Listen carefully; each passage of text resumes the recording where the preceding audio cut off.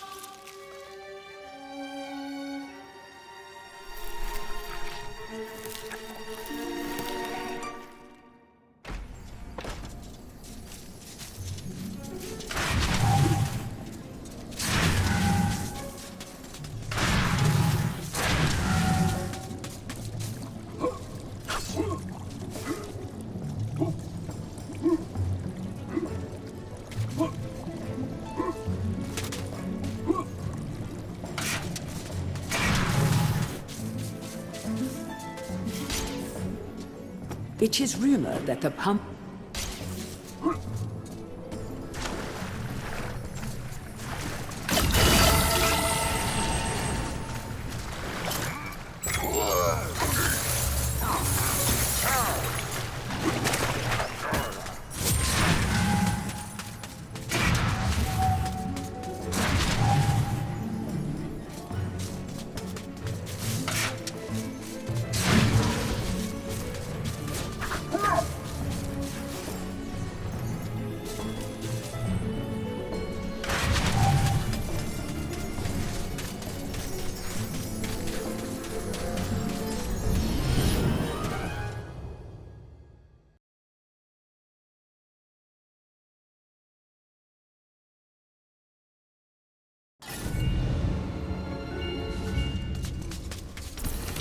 It's the Hall of Heroes shopping mall. Bargain hunters should check out the ground floor.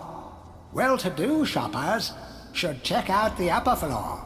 That's where it's at.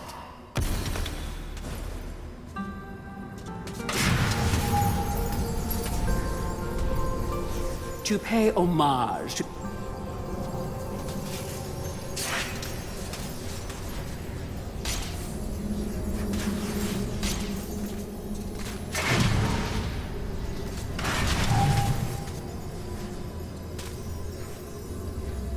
Ah, Fortescue!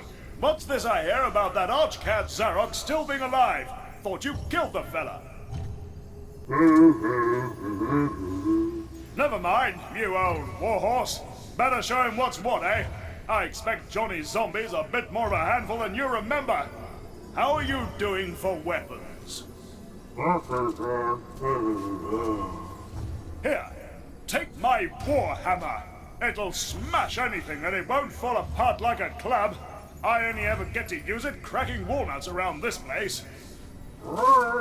Nonsense, Fortescue. I won't take no for an answer. Knock a few heads for old Stan your iron hewer, eh?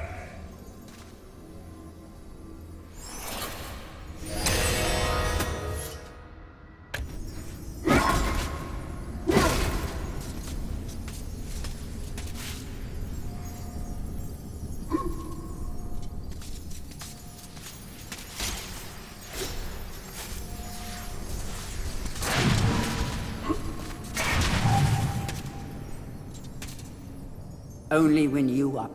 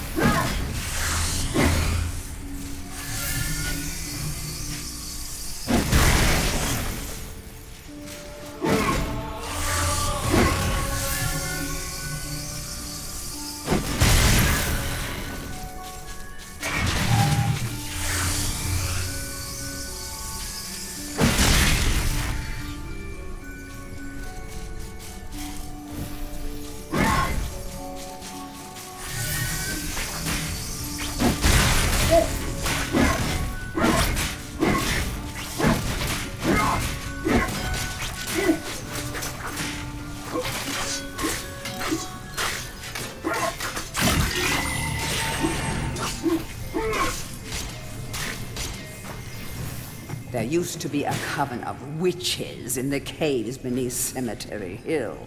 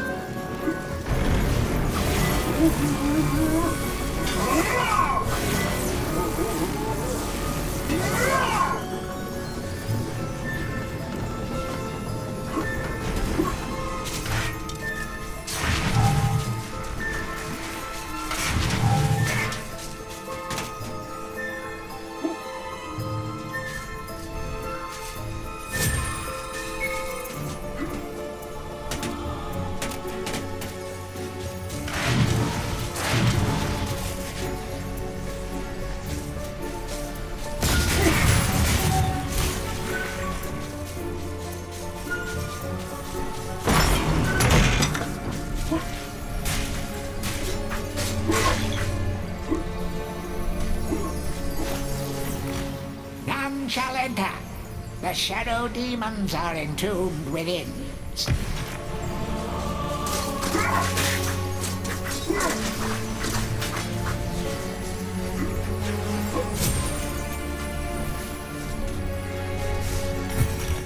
None shall enter.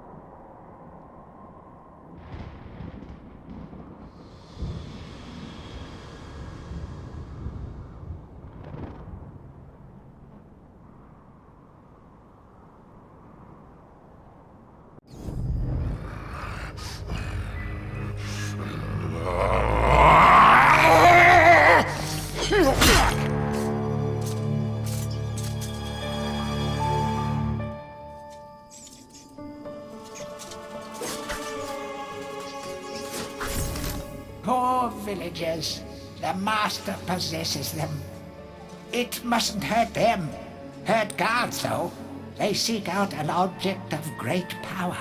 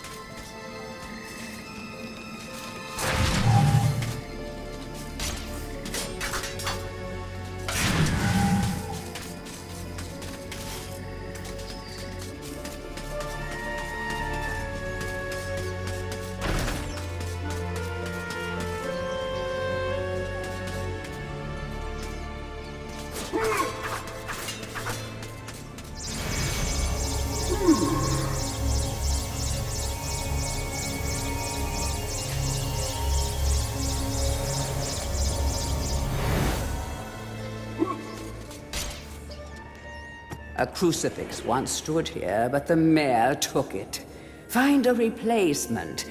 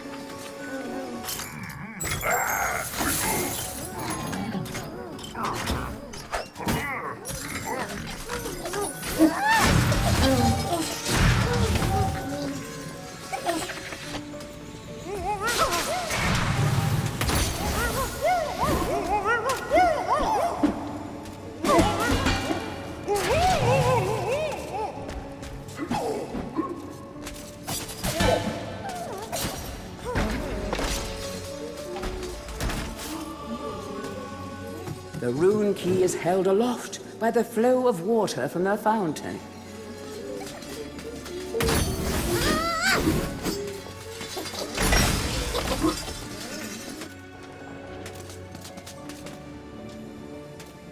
History of Gallowmere, Volume 1. During the dark time that was Gallowmere's not too distant past, it was King Peregrine who thwarted Zarok the Necromancer and his plan to enslave the land. Zarok, once the king's mage, had fallen out of favor with the ruler for conducting outlandish experiments on the bodies of the dead. It was said that deep within Peregrine Castle, the dead were restless. The dead are to be honored, not kept as the playthings of alchemists, declared King Peregrine as he banished Zarok from the castle. All of Zarok's living dead were routed out and destroyed. Zarok, being an unforgiving soul, went into hiding and vowed to wreak his revenge on the king. History of Gallowmere, Volume 2. Rumors of ill-doing and dark deeds abounded through the land of Gallowmere. It was whispered that Zarok had employed the aid of shadowy demons to help build a vast castle. Under the cover of night, Zarok's dark army spilled forth from their corrupt haven. The army marched south across the Silver Mountains and through the Silver Woods. Soon afterwards, even the Pumpkin Lands belonged to Zarok. The folk of Gallows Town cried out for help. "Save us, good King Peregrine." Retaliation was swift and violent. King Peregrine's forces, led by the brave Sir Fortescue, drove Zarok's army back from Gallows Town. Oh, there was much rejoicing, but the war was not yet over.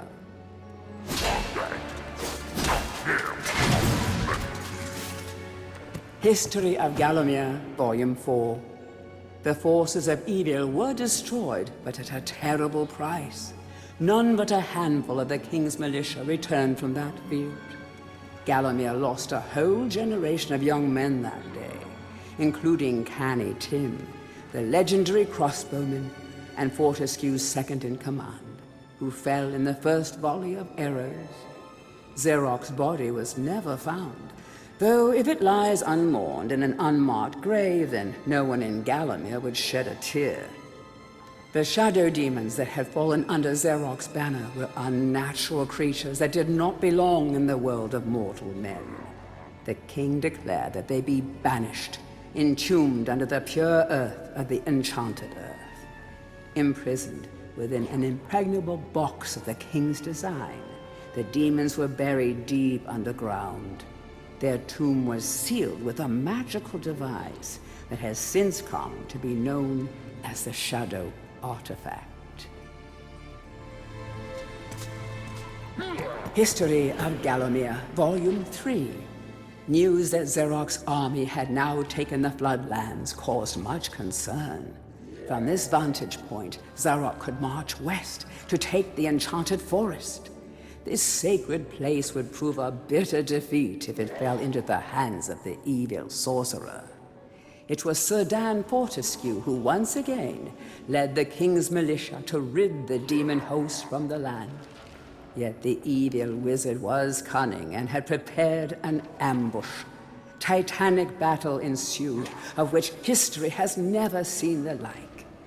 It is said that the day would have gone to Zarok, but for the skill and valor of one man.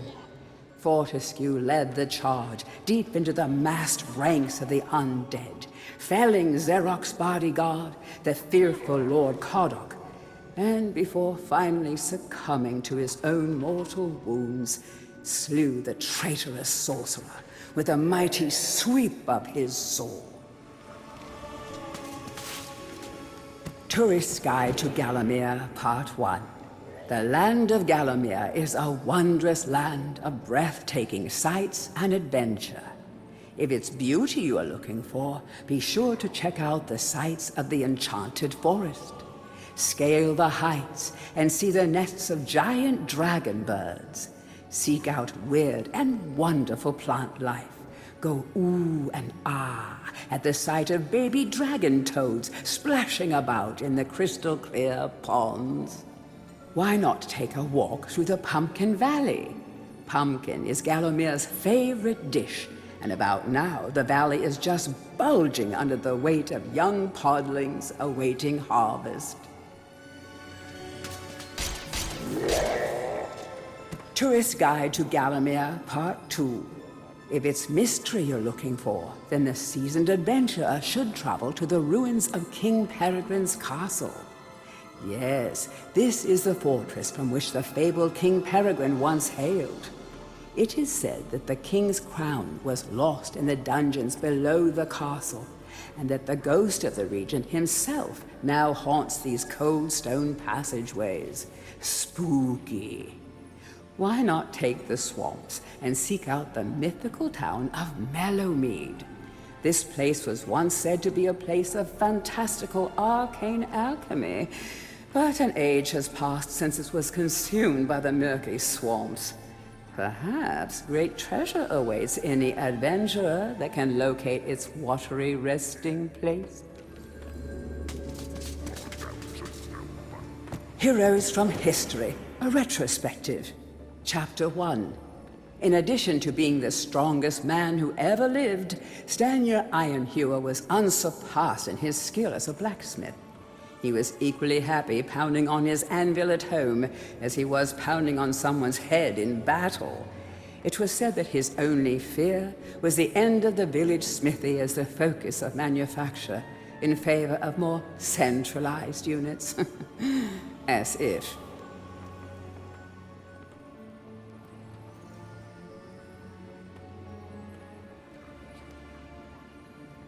Chapter 2. Born a humble peasant to one of the nomadic tribes from the Eastlands, Bloodmanoth Skullcleaver gathered an army of horsemen and swept over half the civilized world. When he finally died, attempting a single-handed attack on a garrison in the north while armed only with a spike on his helmet, he was the richest and most powerful peasant of his day.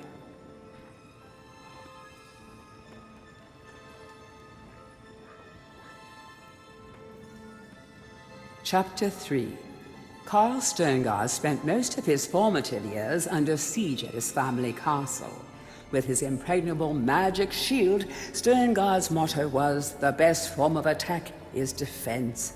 Sadly, his shield couldn't protect him against poor eating habits, and he died during a post-battle feast, while swallowing a large sausage he had failed to chew.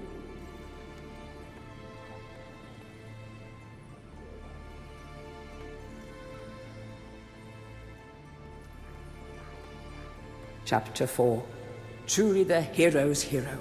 Woden the Mighty was fearless, single-minded, and uncompromising.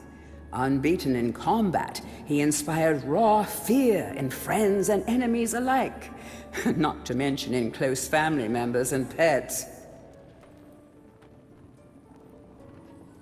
Chapter 5. Trained from birth in all forms of combat, Imanzi Shongama was the warrior queen of a tribe of Amazons. The bold and the beautiful Shongama banished all males from her territory, except the handful she kept on to mow the lawns of her people. Chapter 6.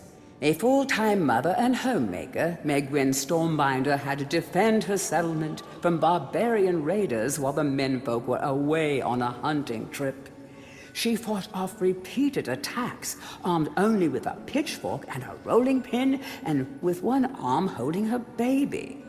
Legend has it that the gods, impressed by her indomitable courage, intervened and added thunderbolts to her arsenal. She won the battle with a couple of bolts to spare on her husband when he finally returned.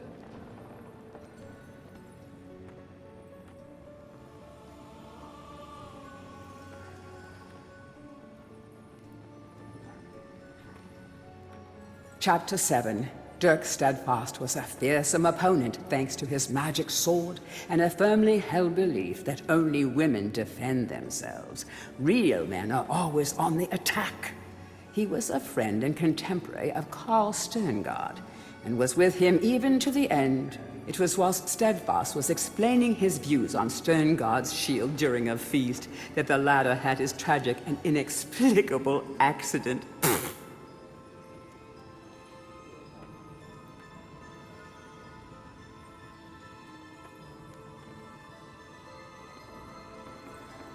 Chapter 8. Descended from the finest centaur Bloodstock, Raven Hoods the Archer was the last prince of his people. A proud and haughty aristocrat, he was an accomplished hunter, sportsman, duelist, playboy, raconteur, and 3 times Derby winner.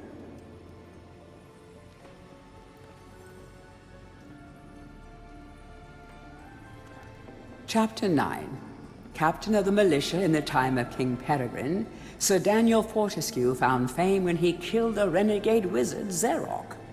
A career soldier raised in the royal household, he was adored by the men under his command, and renowned for his loyalty to Gallowmere. It was said that Fortescue was always destined for greatness. With his square jaw, steely gaze, and thick shock of hair as black as raven's wings, he looked every inch the hero.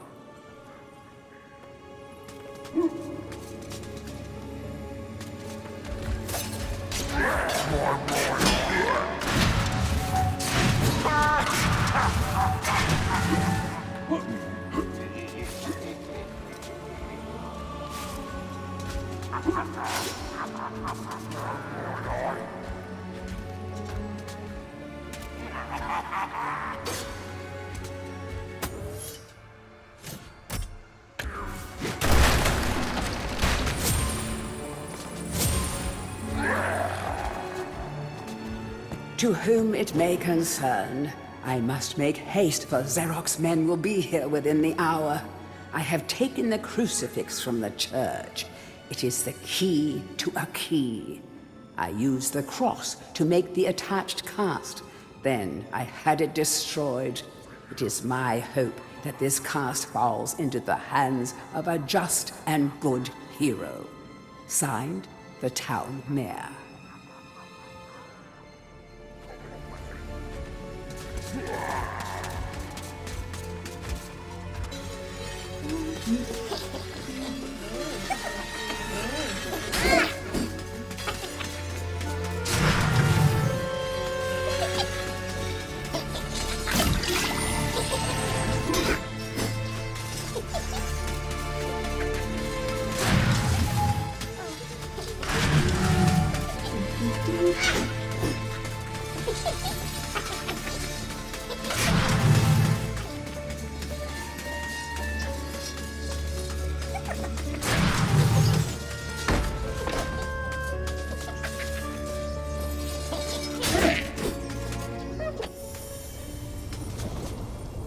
Blacksmith's Monthly. Old man Willie Green of Gallowstown was awarded Smithy of the Season by our readers. His outstanding casts have produced many intricate and hard-wearing iron goods and sculptures. Willie only uses the finest of metals in his work, and is particularly noted for his magnificent busts. Old man Willie was quoted as saying, "Aye, when I get pumping on me bellows, there's no stopping me. It's all in the rhythm, up and down, up and down. I've always been inspired by the stories of Stanya Ironhewer, the greatest smithy there ever was."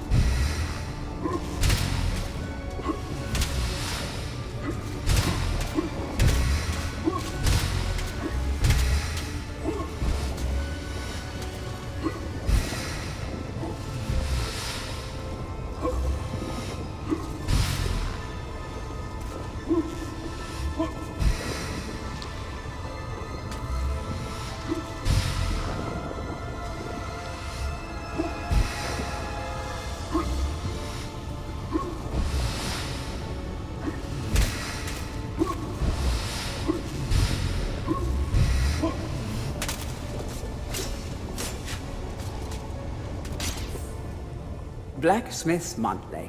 Old man Willie Green of Gallowstown was awarded Smithy of the Season by our readers. His outstanding casts have produced many intricate and hard-wearing iron goods and sculptures. Willie only uses the finest of metals in his work, and is particularly noted for his magnificent bust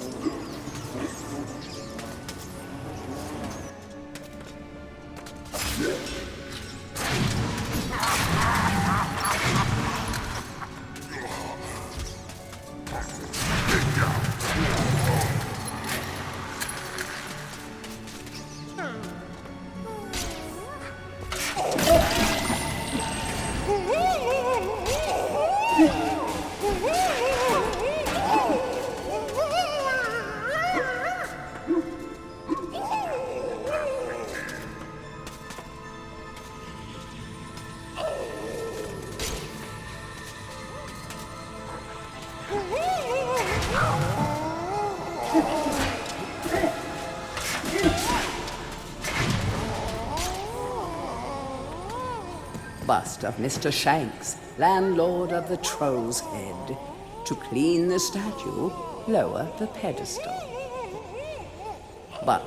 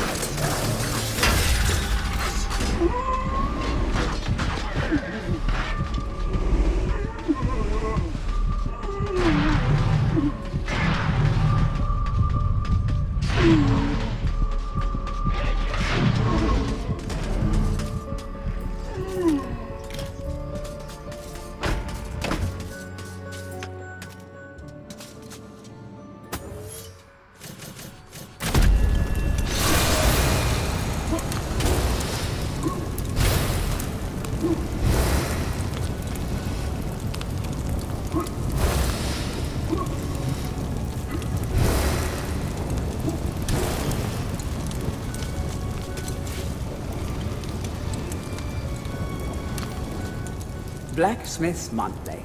Old man Willie Green of Gallowstown was awarded Smithy of the Season by our readers. His outstanding casts have produced many intricate and hard-wearing iron goods and sculptures. Willie only uses the finest of metals in his work, and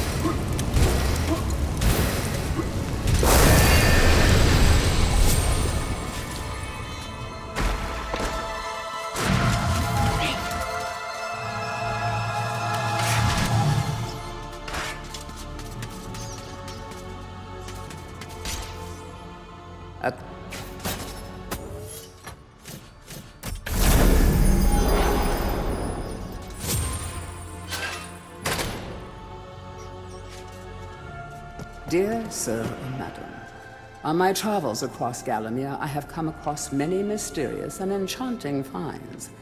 However, that which filled me with deepest dread was discovery of the tomb of the Shadow Demons. The key to their dank prison, the mysterious Shadow Artifact, is now in my possession. Yours fearfully, the Town Mayor.